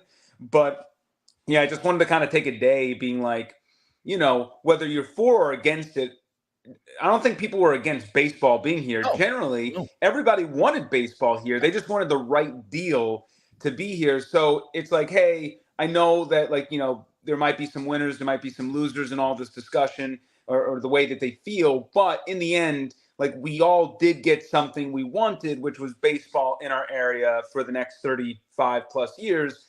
And for that, we can enjoy it just for a little bit, and just kind of like in the midst of the vote happening, let's just take a step back and say, you know what, we don't have to have this cloud hanging over our heads like we've had it for 15 some odd years. Right. Like, they're going to be here, and I think a lot of Rays fans forget what it's like to just kind of exhale and be like, oh yeah, I don't have to worry about the team moving, right? Like that's just always been, I think, an innate part of being a Rays fan. And for me, Evan, I think that what also is on the doorstep is new ownership. And I think that's going to really kind of reset for a lot of Rays fans, myself included. And I can imagine, I was talking through the scenario, if the Rays are sellers here and they've got some really good pieces to sell off, Randy's getting hot, Eflin will be high in demand. I think even Yandy, once he gets off the restricted list, will be in demand. They have some pieces that it could trade. I'd rather not see Fairbanks go because he's the best interview in baseball. But they can get some really good stuff for these guys. And I think this is all about the future. I don't think this team has the offense this year to consistently compete. So that being said, I can see a team that brings in some really good young players, especially on the offensive side, because their pitching is set. They have great that for the future. If they can get 2 or 3 pieces and then a new ownership group comes in who wants to spend money on players, actually, boy, that you maybe go out and buy a real catcher. I mean, you start looking at the way this team shapes up with possible new ownership, new stadium on the way, and a better young nucleus. I mean, to me, that as a Rays fan, I can even swallow having to drive over to St. Pete and say this could be really, really good. What are your thoughts? Yeah, I mean, a couple things there. As far as like a new ownership, I think I would be shocked, if Stu was here for the long haul. That's for sure. But I do think that in the short term, he will probably still be here. I think at least through the stadium getting built, he might want to see that thing through. Then once that's built, it might be a quicker departure from that step forward. But as far as the team is concerned, yeah, they don't have to do a full tear down as I've certainly talked about before. They need to tinker though. And you mentioned the hitting. It just 2022, they didn't have much power. They weren't a great hitting team, and the pitching carried them to the playoffs to where they performed terribly in the playoffs with their bats, and their pitching was phenomenal. And we were like, oh man, this is the entire season encapsulated in 2 playoff games getting bounced. And then, last year they had a 7-week stretch of their lives, which set them up for the entire playoffs. And I don't want to take anything away from a 99-win team, but they certainly performed maybe to the best case scenario for a lot of those players, and a lot of them did regress to the mean, most of it in that July. Yeah. And for the most part, you saw, okay, they're not what we thought they were, but they're certainly better than 2022. And then this year was kind of, I think, the flip side of like worst case scenario for 7 weeks. And now we're seeing a little bit of a better team, but ultimately they do not have the pop, and they sacrifice. I'm all for defense, but you can't sacrifice so much offense for so much defense, because then you do not allow people like Paredes, Arozarena, Yandy, Josh Lowe. Like, you don't allow them to slump. They cannot slump. Hey, Taylor Walls is not going to hit 200. He's at like nearly 1,000 at-bats in his career. He's hitting 189. Jose Siri is going to have a couple of flashes here or there, but he's pretty much a 200 hitter, and you hope that he gets 20 some odd bombs. Catching position, Ben Rortvedt has been way above his head, but for the most part, they haven't provided nearly any pop at that position this year. So right up the gut, it's just been like, that's 3 batters where you just kind of hope for the best. And you say, oh, well, the defense is going to save you. Then if you factor in Johnny DeLuca, now you got another guy who's an amazing defensive player, but can't provide much at the plate. So then it's like, that's 4 guys maybe in your lineup that's really not going to provide anything. So that means 5 guys need to produce offense. One of those guys needs to hit a home run, and you pray that there's 1 guy on base. So it just it's a lot of ifs. Exactly. So, it would be nice if they can get someone who's really good at defense, who can also hit the ball. Like, you don't have to segment guys cost money. Yeah. Yeah, exactly. So, but I do think that they have they certainly have the pieces in a seller's market to make something happen. And I believe that any name should not be off the list, even though there are some names that will cost more. But I'm just going to use one example, like Isaac Paredes. Fans think I'm crazy saying like it would make sense to trade him only because that theoretically speaking, you can trade Isaac. Again, theoretically, you fix a couple of holes because he's gonna get you such a big return. You're not trading him away for peanuts. He's gonna get you a great return, and then you call up Junior Caminero, and guess what? That guy has plenty of power. He's probably a 30 home run guy in his future. He won't be it when he immediately comes up, but down the line, you get him experience. That's where he trends towards. So you can trade Isaac, pretty much get the power right back with Junior, and fill 2 other holes that are otherwise hopefully with some power. Yeah. So that would be those are kind of the things I'm looking at right now. Nick, you want to jump in here? Yeah, and I saw like the reports over the weekend as the Rays were in New York that the Yankees were kind of scouting some of the Rays' better players, and I suppose it would all depend on the package. I know the Yankees don't have the best farm system really going right now, but in terms of trading, the old school thing of trading to the division rival, why would you do that? But is this like a scenario where it's all hands on deck and maybe those things wouldn't matter as much if the package is right? Yeah, I think if the package is right, you'd be willing to entertain it. I certainly believe in sweeteners. Orioles, you want to trade with us? Yankees, you want to trade with us? It's going to cost you guys a little bit more than everybody else, and that's just the fact of it. But I do agree with your first part that I think you're seeing a lot of reports from the New York side of things, reporters from over there, and not discounting them, but it's more so like you guys are your people are kind of telling you some things that they're aiming for, and that doesn't necessarily mean they're going to get it. To me, it feels like the Rays could maybe make a deal for like an Ahmed Rosario to the Yankees. I think that's very similar to what the Yankees did for Ben Rortvedt, right? Like, hey, we like you. You're not going to play with us that much. Go to the Rays. They have a spot for you. Make it work. Right now, Ahmed Rosario is only playing against lefties. He can hit, but his defense is so bad. It just doesn't really fit the Rays' MO. He's on a 1-year deal. For that, it makes sense. Well, the Rays could be scouting all the Yankee farm systems out there, in Tampa at the lower levels for what Ahmed Rosario would provide. But I would be shocked if they traded an Isaac or a Randy or a Yandy to the Yankees, because it would require them to dangle Spencer Jones, which is, because I'm assuming they're not going to trade Jason Dominguez. But outside of those 2 names, I don't see why the Rays would trade one of their bigger names for guys that I just don't think are highly coveted. So I can see a smaller deal, but I don't necessarily know if I see a big deal with the Yankees. I think that's more of just trying to stir up excitement on one side versus maybe the logistics on the other. So you don't think the Yankees would trade Dominguez for a Rosarena? No, I don't think they would. I mean, Brian Cashman historically is very stingy with his prospects. Now, his mid to lower level guys, he has not been. Like in all these like trade deadlines for Brian Cashman. Well, that didn't start till about 5-6 years ago, though. Yeah, it just, and they haven't won squat in so long.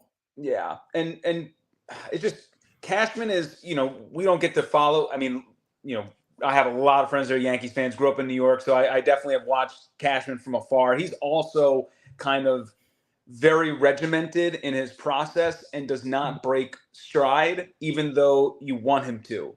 Right. he got pressured into Rodon. I don't think he really wanted to sign Rodon, but people were like sick and tired of the starting pitching, and he did it. He's done a couple of those moves in free agency, but when it comes to trading prospects, I don't know if he's willing to part with his upper echelon guys just because he almost has never done it. I think of like recently the best prospect maybe is like Josh Smith, who's with Texas right now, like Ezekiel Durant. Like there have been some fringy guys who are close to upper echelon, but he's never really pulled the trigger on his like top one or two guys. Like they're off limits for him. So if you are going to go for them and make a push for them, I would imagine that it's going to cost the other side way more than they want, and then it ends up ending in a stalemate. Which is why, by the way, Cashman, they didn't do a deal last year. Remember, he played hardball with everybody, and they pretty much everyone said, "We're giving you the proverbial finger, like we're good." And so I thought that was a sign last year of like other GMs sort of being like, we're done with you, all right? Like you don't have the power that you think you have anymore, and we're not going to play to your call. We'll just move on. So, I mean, I was just going to say, this is the same guy too, if you recall, who I believe was he did not even want to, remember he didn't want to move Michael King, I think it was, to go get Juan Soto. Yeah. Top 5 player in baseball. And it's like, well, I can't part with my number 4 starter here. And that was like the whole ordeal, but it got you Juan Soto. So it is what it is. That's a great example too with the Juan Soto deal, right? Michael King's been amazing this year, so nothing against him, but that really was kind of like a quantity over quality deal, right? It's just the way that he does business. He does whatever he can to avoid trading his top prospects. He'll trade everybody else, but there are some guys on his list that are just no-goes, which is why I just don't think a big deal between the Rays and Yankees will happen. Evan Closkey joining us here from WTSP Channel 10. So switching gears, it's football season officially. The rookies are reporting this week. The vets coming in, Wednesday? Rookies report today. So football season is on. I was doing another show this morning, Fort Myers Radio, and they asked me, are you, and they had Sal Pal on the other day, and he said, they asked him for a team, and he said the Bucks. The Bucks are my surprise team this year. And Sal Pal and I have talked a lot about this off air, and I'm trying not to be a homer.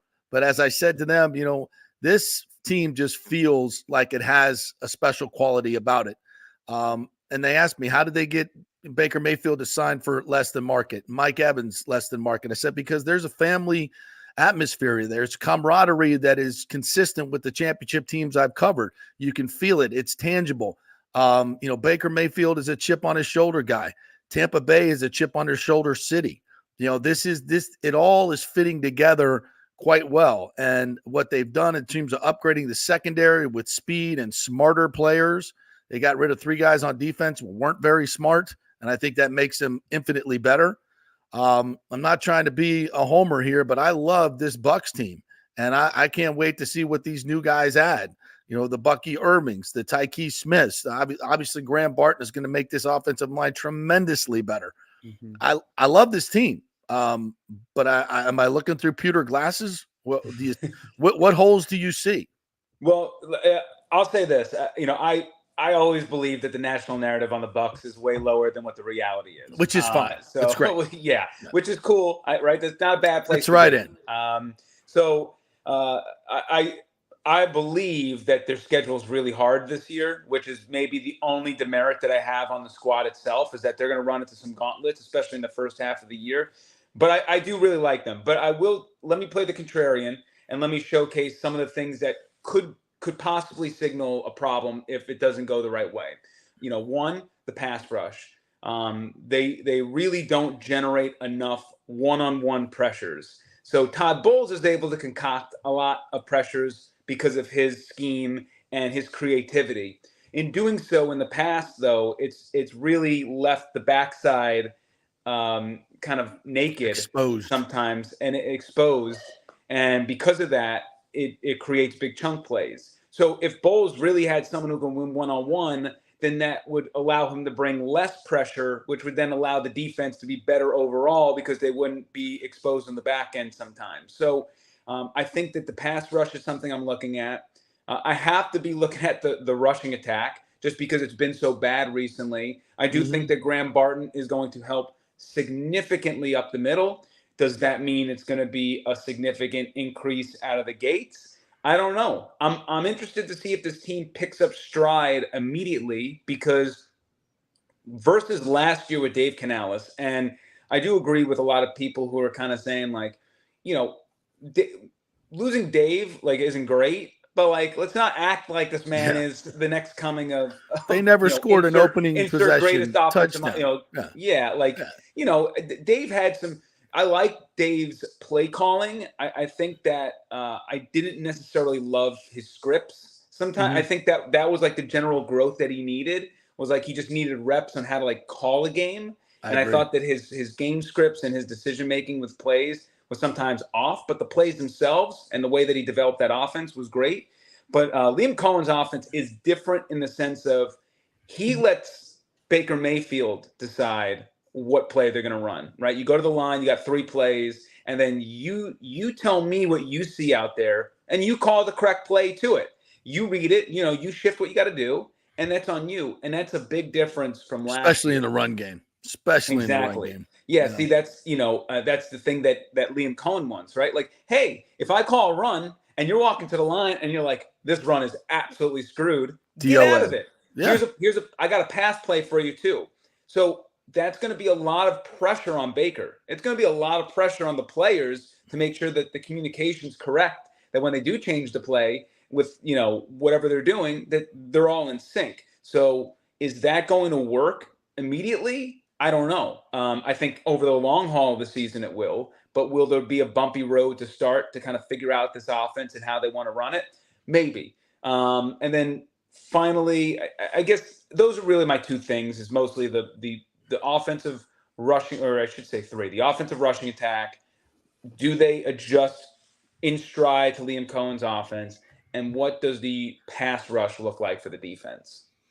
And I think one of my biggest concerns, at least from a position group standpoint, is probably the cornerback position, because there is, Carlton Davis is not there, and I know that he was injured a lot, but how much trust do we have in Jamel Dean to be a number 1 corner? Do we feel like Zion is ready to play every down? I know he played almost like that last year because he had a necessity, but how much trust and how much sort of optimism do you have in that group this year after a little bit of change? I mean, I'm gonna ride with Bowles, and they're all building up Zion McCollum like this is his year, and I think that he has all the skill sets. He's improved every year. I want to see instincts from him this year, because it just. I mean, even on the wide receiver Netflix series, like, Zion got cooked a little bit. Like, I want him to have a little bit of a chip on his shoulder. But between Zion and Jamel, I think that's a pretty strong duo. It goes to exactly what you said. Like, is Jamel going to be hurt? History says yes. And then if that happens, what's the defense going to look like? They got a lot of depth at the safety position, nickel, but do they have someone who can really fill in nice? They brought in Tavier Thomas. They brought in Hall. So it's like, are those guys going to be able to step in if one of those guys goes down and be competent enough? And we got to learn that. So am I super confident in it? I can't say I am versus some other positions on the team.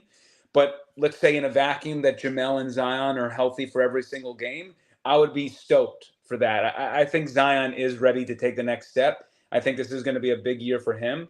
And certainly for the coaching staff, like 3 guys who need to do well that they're betting on, Zion McCollum is in the top 3 of that. Like, they're taking a pretty sizable bet that he's ready for this role. I think, when it comes to the secondary especially, they have upgraded tremendously just in terms of football IQ between Ryan Neal and, no disrespect to Carlton Davis.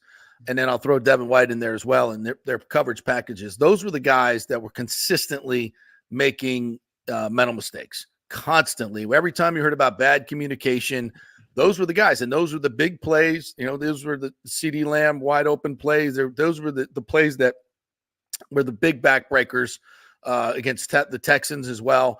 It's just, and those guys, I think that makes you so much better, especially in a fairly complicated Todd Bowles defense. So I think their football IQ is dramatically upgraded. and that makes a difference in terms of big plays. And in terms of the coaching staff, I love Todd Bowles as a human being, and I'm rooting for him.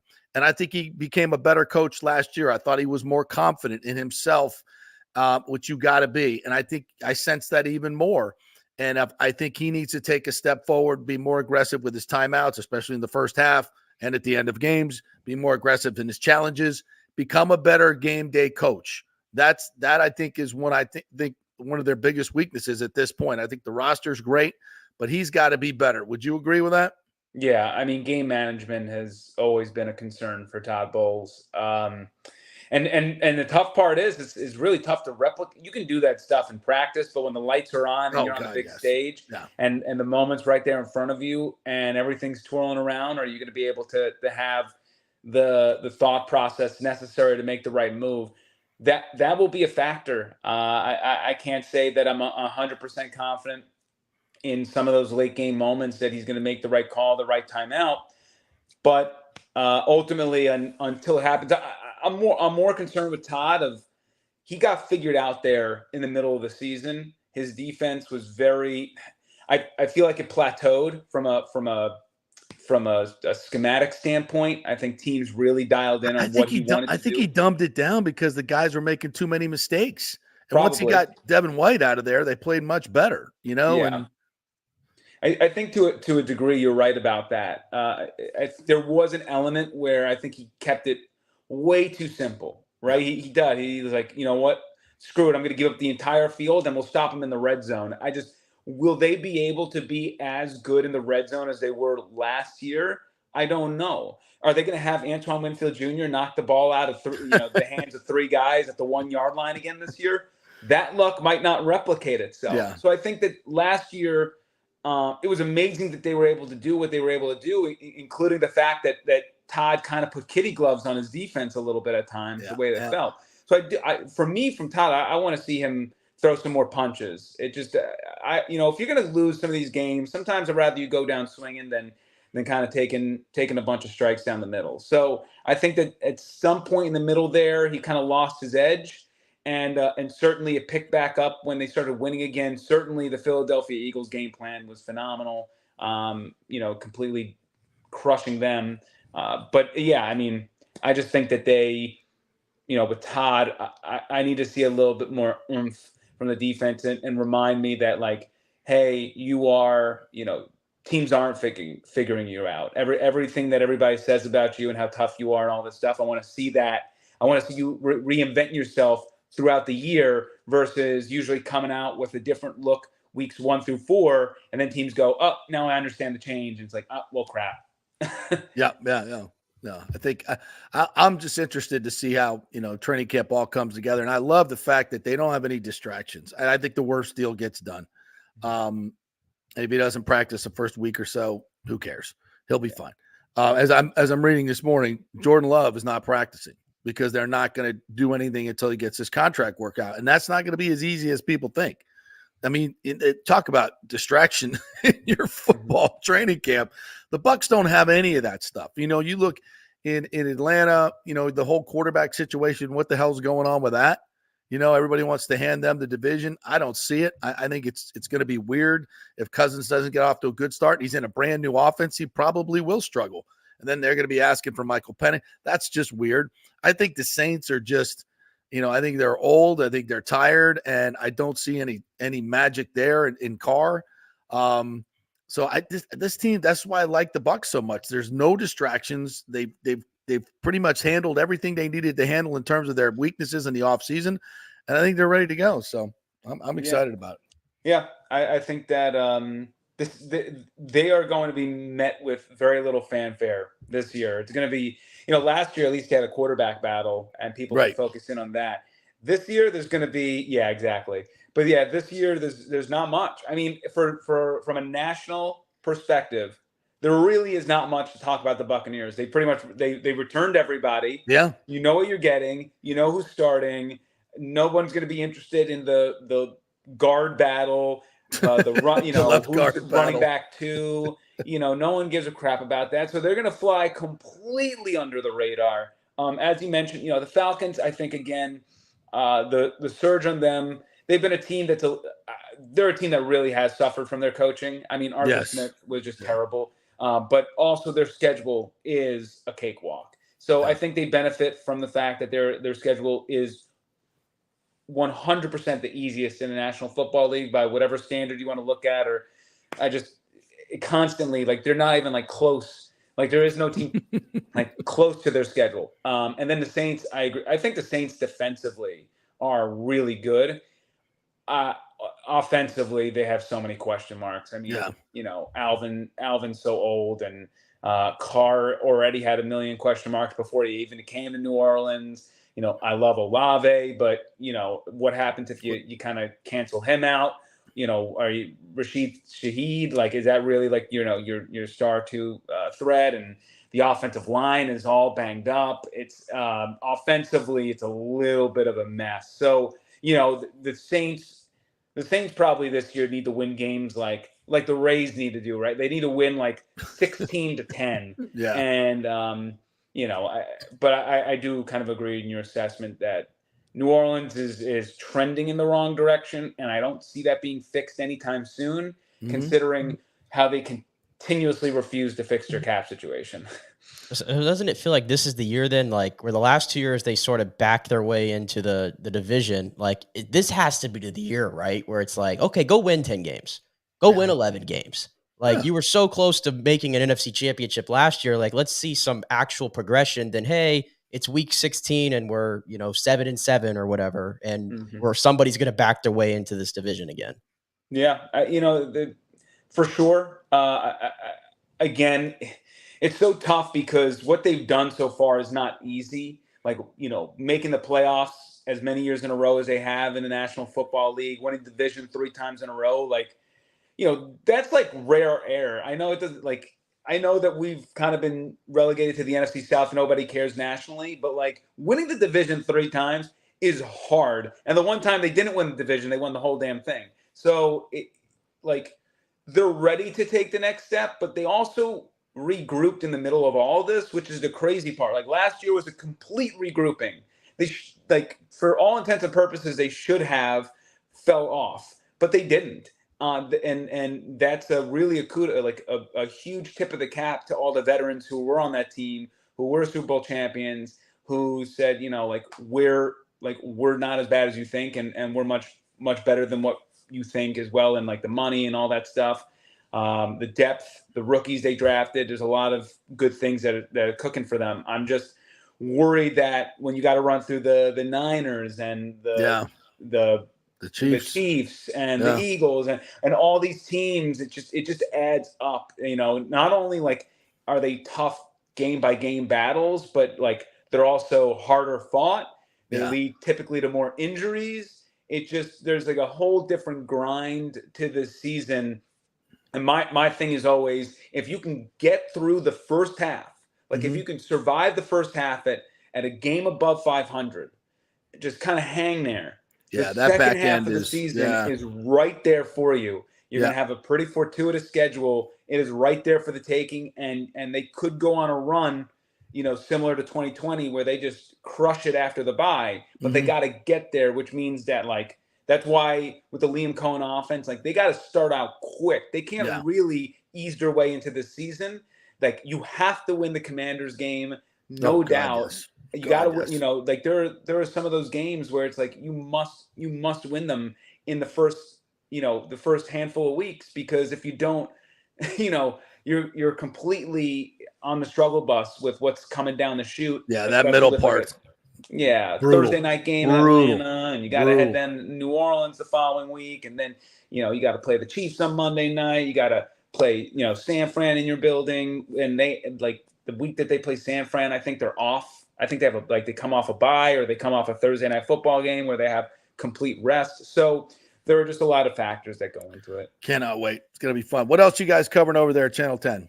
Anything fun? We're getting ready for training camp. I'll tell you that right now. Training camp, certainly July 30th is the big day for the trade deadline, the Pinellas County commissional vote.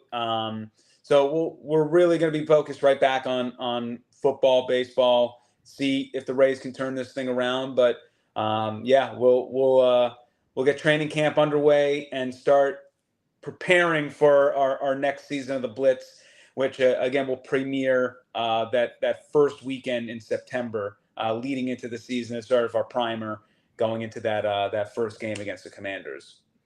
All right, Evan, great stuff as always. One of the best in the business. Love your work, my friend. Thanks for taking some time, and we'll catch up with you at training camp. We'll see you there. Yeah, I appreciate you guys. Thank you so much. Thank you. Evan Closkey there, Channel 10, does a great job. Yeah, I'm excited about Buck season. I'm excited about college football. I cannot wait. And I'm going to go to a college football game in Dublin. Like, I'm going to what are we? We're about a month away from that. Yeah, we're a month away. Less than a month away till we fly out. We're hoping to do a Thursday and Friday show we may do the Thursday show from London or Dublin. We haven't figured it out yet. We're going to have a lot of ex-Florida State players, a lot of alumni that are going, Casey Weldon and a bunch of that group. So we're going to try to round them all up at a pub and run them through. So Lord knows what's going to happen. It's going to be fun. Brought to you by the great folks at the Jeeves Law Group. If you have any issues in the legal realm, if you're dealing with an insurance company, getting in an accident especially, he just got a huge award for one of his clients. It's the Jeeves Law Group, JEEVES lawgroup.com. Scott Jeeves, big Gator fan. And when we come back, we're going to talk about a 5-star wide receiver that they just landed and what's going on in Gatorland as well. Quick break, and then TJ Reed's going to join us as well to talk about the Jake Paul fight. Lots more coming your way. Stay with us.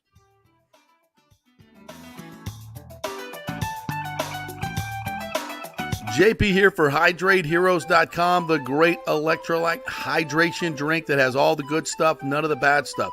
NFL players are using this stuff. All types of athletes are using it because it's got 5 calories. None of the bad stuff, all the good stuff. All the electrolytes are in there for you. And also amla fruit, which is a terrific additive in there. The mushroom blend helps with inflammation in your body. Definitely has helped me with my knees. My knee pain has gone away almost exclusively since I started drinking Hydrate Heroes. Folks, it makes a difference. I love it. Professional athletes love it. You will love it. The new Tropical Punch flavor is out. Go to tryhydrateheroes.com and get a free 3-pack. That's tryhydrateheroes.com, a free 3-pack, and get the 30-pack while you're there for just $29.99. Tryhydrateheroes.com. You'll love it. Hey Tampa Bay sports fans, this is 2-time LPGA major champion Jane Geddes here. After winning the US Open and 10 other LPGA events, I wanted to try something completely different. So I came right off the top turnbuckle and landed in the crazy world of WWE. And yes, you heard that right. That's WWE. Working for the Vince McMahon as the VP of Talent Relations for the company. Now, though, I want to work for you. Everything I've done in my life, I've done with incredible passion. And now I've turned my focus to leading the best real estate team in Tampa Bay, the Gettys Gordon Group with Keller Williams in South Tampa. If you're looking for a new home, an investment property, or looking to sell your current home, we will give you major championship level service. When you choose Gettys Gordon Group, you become part of our inner circle, like family. So if you're looking for a few golf tips or a golf course view, we're going to stripe it right down the fairway. Call me at 813-485-6808 or go to gettysgordongroup.com, or again, give me a ring at 813-485-6808. Get ready to dazzle this summer with the largest jewelry collection at the Gold and Diamond Source. Feel the heat of July with the fiery brilliance of Ruby. That's July's birthstone, Ruby. Well, that's my birthstone. I'll take one. It's perfect for adding a touch of luxury to your summer style. Embrace the unique beauty and significance of July's gemstone for any occasion, from beach parties to evening soirees, and mark a special 15th anniversary with a stunning ruby, the traditional gem of this very important milestone. And take advantage of our exclusive offer, 5 years of interest-free financing. That means you can own a $5,000 ring or watch or anything and pay only $83 a month with zero interest. And when you shop online, you can enjoy a special summer discount of 15% off July's birthstone. Make this summer unforgettable by visiting the Golden Diamond Source and finding the perfect piece to shine in the sun. It's the Golden Diamond Source, 3800 Olmerton Road, always online at thegoldendiamondsource.com. As we head into summer and hurricane season, you must make sure that your home is fully insured. Over 40% of people in Florida are not fully insured because Property rates have gone up lately. Your home is worth more, so it needs to be insured. Call the great folks at Italiano Insurance, 813-877-7799 to make sure you're fully insured. And also, you might just save some money. There are new companies coming into the state all the time. In fact, we just shopped our homeowners insurance, and I'm telling you, folks, we saved over $550 because Charity, the great customer service at Italiano Insurance, did all the work and found us a better company and a cheaper company. She'll do the same for you.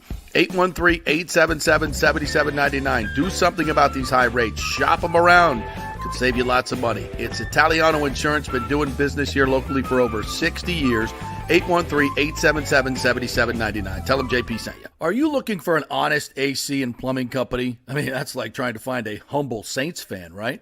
Well, try my friends at Third Generation AC and Plumbing Services. Been in business since 1995 here locally.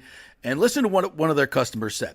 Quote, the gentleman providing the service was exceptional, on time, knowledgeable, professional, and experienced. He was efficient, cleaned up behind himself, and did the work expeditiously. He not only repaired a sink, he repaired our toilet that was constantly running. We have used this company several times. They are awesome. Says it all, folks. Testimonials really say it all. Call 813-961-8024 for honest, fast service. 813-961-8024 or thirdgenerationplumbing.com. We also do AC. Let's go. Right now, back to the show on FanStream Sports. All right, welcome back to the JP Peterson Show. TJ Reed's going to join us here in a little bit to talk about the big Jake Paul fight as he wins it in 5 rounds, TKO in the 5th. It was a good fight. I heard it was very entertaining. Jake Paul got hit a couple times, and but eventually got the TKO. So we'll hear from TJ about that. All right, I want to get into a couple of other things. Did you see the second team USA basketball team going up against the Diana Taurasi old timers Olympic team and kicked their ass?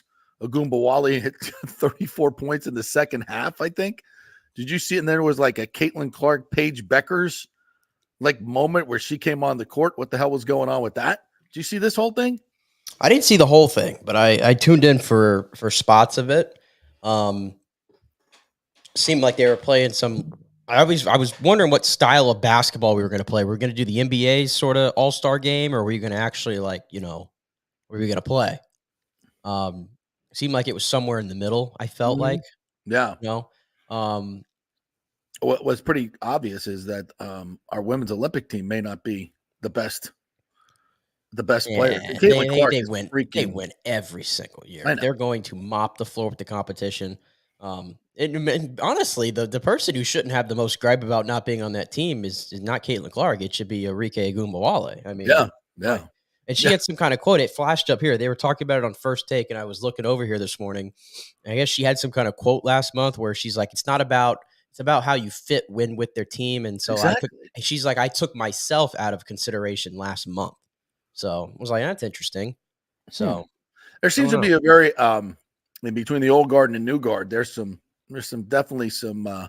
But I told you why Diana Taurasi was there, and I think it applies that she's. I mean, she's one of the great. She's on the Mount Rushmore of women's basketball players of all time, certainly, and this is probably her last go at this. And I just feel like that's part of that, and she sort of runs she runs the guard. So yeah. USA basketball is run by that. I'm more concerned. Let me say this: the Diana Taurasi syndicate. I have more concerns about the men's team after what I watched. I did watch the entirety of that thing. Did you Saturday. watch it? Yeah, against South Sudan. I mean, what first of all, in all respect to South Sudan, I did not know much about your country. Okay, no. I did not. I think we all were sort of learning on the fly there, and I'm just trying to figure out how 12 of the best for South Sudan.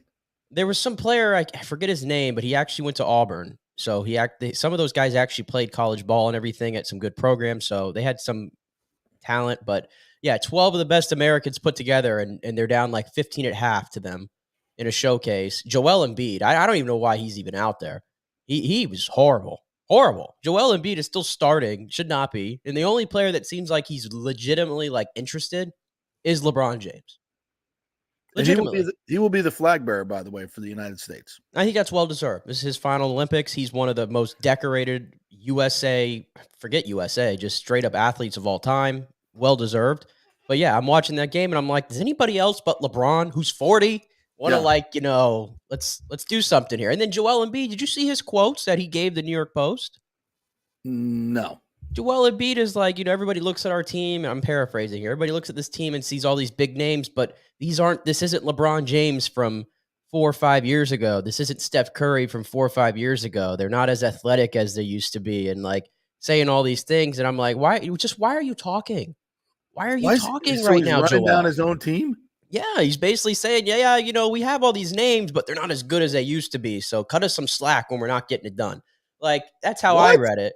And I'm just like, Joel, I watched the game. You shouldn't be out there now. Is he saying as a younger player that these other guys are over the hill and we didn't, and like we need to pick younger players? Maybe you can interpret whatever he said, but he basically said that LeBron and Curry aren't the same LeBron and Curry as years ago. And so you shouldn't look at them and go, oh, we have LeBron, we have Curry. But I watched the game and LeBron's the best player out there. So I don't know. I got question marks about the U.S. And they played Germany today, by the way. And they're not a 43-point favorite like they were against South Sudan. Let's put that out there. Only 15. If they choke like they did in Tokyo, there should be some major shakeup in USA basketball. Major shakeup. Xander Schauffele, 65 yesterday to win the British Open, the Open Championship, the champion golfer of the year. Phenomenal performance. Really, really good. Justin Rose played great yesterday. I thought it was going to be his day to finally win his national open, but Xander Schauffele has been good. 2 majors this year. The Americans have won the last 7 majors. How can we win the last 7 majors and not sniff the Ryder Cup? Get blown out. It's that's crazy. It's bizarre. And I know that we're going to the Olympics now. And what is the team? It's Schauffele, Scheffler. Who's the one other player I'm missing right now? There's 4 players. 4 players actually. Yeah. Wyndham Clark is on there, but I was going to name the other player because I'm like, one doesn't belong, and it's Wyndham Clark. No, we should do well there at the Olympics. But no, Xander, he made it kind of boring yesterday. Yeah, it was boring. Yeah. He made it boring because I don't know how you play 6 under golf in those conditions. Because I mean, if you would have told Justin Rose on Saturday, hey, you're going to play 4 under on Sunday, then you would think, oh, he's going to win the whole damn tournament. Yeah, but I bet Xander in his matchup with with Scotty and cash both Saturday and Sunday. So that was nice. I love how Scotty's off tournaments are still tied for 7th. Yeah. And Brooks Koepka just crapped the bed. Live golfers, and for the most part, nowhere to be found.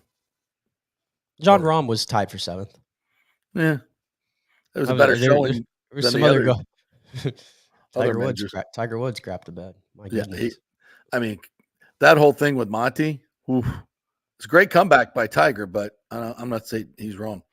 And the big news for the Gators, they signed verbal commitment from Vernell Brown Jr., 5-star receiver, number 33 in the nation, number 6 wide receiver. So another huge get for Billy Napier, who's doing a hell of a job on the recruiting trail. They've put together a really decent roster. Their schedule is the toughest in the nation by far. So it's going to be hard for them to win games. But again, Billy Napier on the hot seat. I think you better have some patience, Gator fans, because he's doing a hell of a job in recruiting. Patience. He's got to have, he's got to be better as a game coach. I get it. But when you get your team and your players, it's a little easier to do that. And Graham Mertz coming back as an experienced quarterback. I think the Gators could surprise some people. I really do. They're no. I mean, I see people falling into that too, saying like, "Oh, surprised by 6 wins, instead of 4, because it's a brutal schedule, absolutely brutal. It is brutal, but then you're probably right. They probably will steal a game or 2 that we won't expect. Yeah. All right, looks like our big fight weekend. TJ Rives is ready to go. Buck's sideline guide as well. What's up, TJ? How are you, my friend?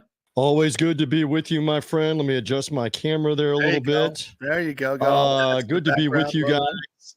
Thank you for being patient with me. I was on another interview, and I actually have been feeling, Nick, don't get old. JP, you're not old. I know you just had a birthday. I've been feeling my 54 years, Brother Peterson, because I've been pressure washing. Saturday morning, to be continued this morning, and we've got most of it done. Driveway, pool deck, pool screen.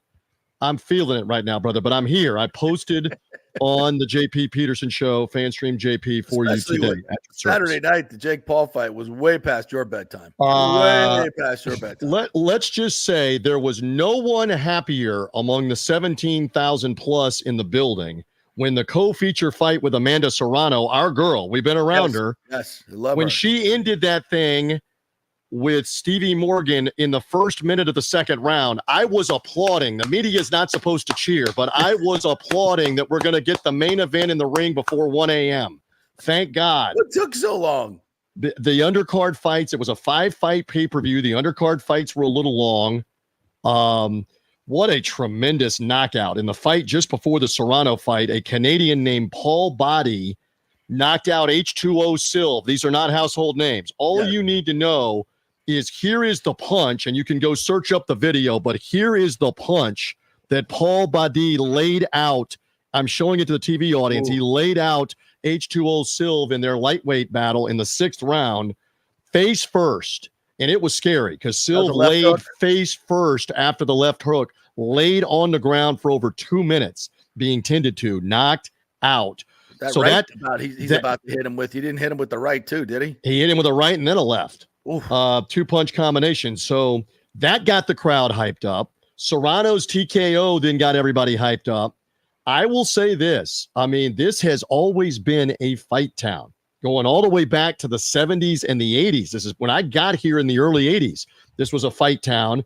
And whether you're talking about Roy Jones or Antonio Tarver or Winky Wright, you know these names, fighting in that building or elsewhere, this area. So it did not surprise me that it was full, but I mean, it was electric in there. 17,000 and yes, in like 3 weeks. And that was legit. Yeah. I mean, sometimes they inflate these numbers and lie about the attendance. Present Major League Baseball teams and the market included. So sometimes they inflate the numbers. That was legit, full JP and Nick at 9 o'clock when the pay-per-view began. Everybody's in their seats. Part of that is they were smart with the pricing. They did $20 pricing, I believe, in the upper level for the most part. Hey, what a concept. Yeah. Get them in the building. Let them pay to park. Let them get them drinking beer. Let them beers. Yeah. Yes. And you make your money. Yeah. So it was electric. I am not over exaggerating in that building. So a great atmosphere. And look, Jake Paul and Mike Perry is not going to make anybody forget Ali Frazier or Oscar De La Hoya or whatever. It is what it is. Hearns Hagler. You got your money's worth out of the fights, and you got some knockouts there on Saturday night at the Amalie Arena. So I'm glad I could come on in. So how did Jake Paul look? I mean, took him 5 rounds to get rid of Mike Perry. So part of it is he was training to fight Mike Tyson on this July 20th date, and he had bulked up by his own admission to over 225, 230 pounds because he did not want to give away 50, 60 pounds to Mike Tyson, who's going to come in at probably around 250, even at 58 years of age as he is now. So Jake admitted that 3 or 4 weeks ago when they decided, okay, we're going to keep the date, and I'm going to have to fight a guy in Mike Perry that's coming up in weight to around cruiserweight. He's typically been like a 170-pound fighter. He's got to come up in weight. The Florida Athletic Commission was never, ever, ever going to let Jake Paul weigh 230 and let his opponent weigh 175. It had to be proximity somewhat believable on the weight. So Perry came up to around 190 and Jake Paul came down to like 198. Well, that weight cut looked tired. Round 3, Jake Paul looked tired.